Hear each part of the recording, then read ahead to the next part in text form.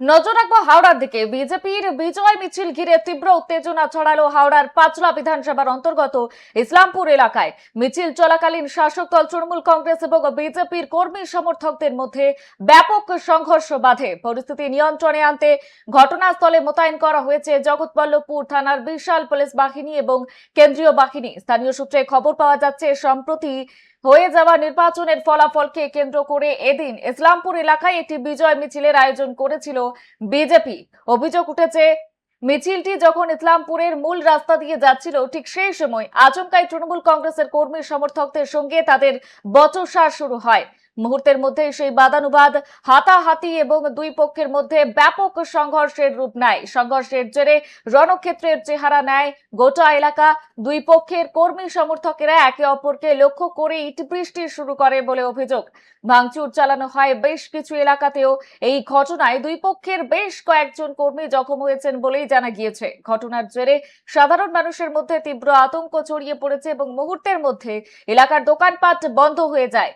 খবর পেয়ে দ্রুত ঘটনাস্থলে পৌঁছায় জগৎবল্লভপুর থানার বিশাল পুলিশ বাহিনী। পরিস্থিতি এতটাই উত্তপ্ত হয়ে ওঠে যে শান্তি শৃঙ্খলা বজায় রাখতে পুলিশের পাশাপাশি তড়িঘড়ি এলাকায় নামানো হয় কেন্দ্রীয় বাহিনী। পুলিশ এবং কেন্দ্রীয় বাহিনীর জওয়ানরা রুট মার্চ করে পরিস্থিতি নিয়ন্ত্রণে আনে।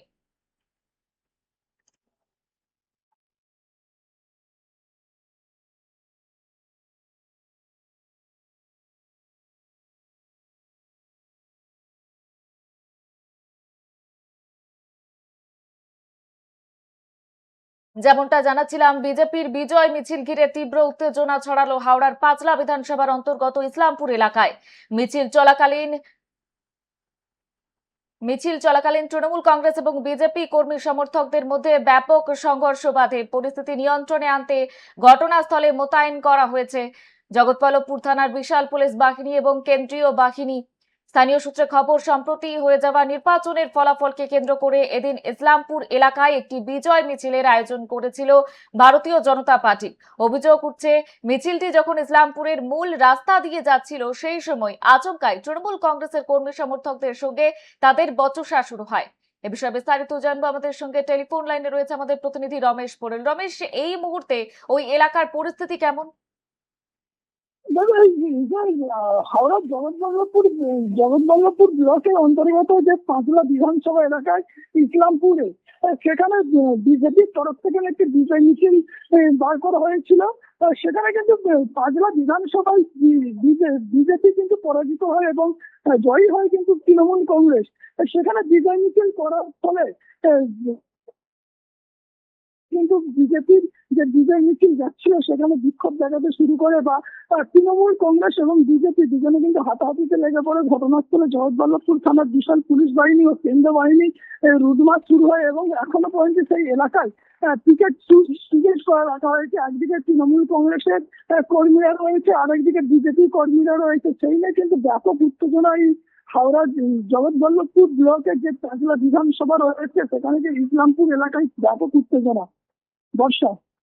রমেশ, তৃণমূল এবং বিজেপির এই যে ব্যাপক সংঘর্ষ, এই ঘটনায় হতাহতের কোন রকম খবর পাচ্ছ কি? তৃণমূলের কংগ্রেসের তরফ থেকে জানা যাচ্ছে যে তৃণমূলের বেশ কয়েকজন আহত এবং তার পাশাপাশি বিজেপির তরফ থেকে যেটা জানানো হচ্ছে যে বিজেপিরও বেশ কয়েকজন কর্মী আহত। দুই পক্ষের কিন্তু জগৎবল্লভপুর যে গ্রামীণ হাসপাতাল, সেখানে চিকিৎসার পর তাদেরকে ছেড়ে দেওয়া হয় এবং ওই এলাকায় এখনো পুলিশ এবং কেন্দ্র বাহিনী রুটমার্চ শুরু করেছে। এই নিয়ে কিন্তু এলাকায় ব্যাপক উত্তেজনা। দুই পক্ষের তরফ থেকে কিন্তু জগৎবল্লভপুর থানায় লিখিত অভিযোগ দায়ের করা হয়েছে। পুরো ঘটনার তদন্ত শুরু করেছে জগৎবল্লভপুর থানার পুলিশ। বেশ বেশ, ধন্যবাদ রমেশ। যেমনটা আপনাদের জানাচ্ছিলাম, এই মুহূর্তে হাওড়ার দিকে আমাদের নজর রয়েছে। বিজেপির বিজয় মিছিল ঘিরে রণক্ষেত্র ইসলামপুর।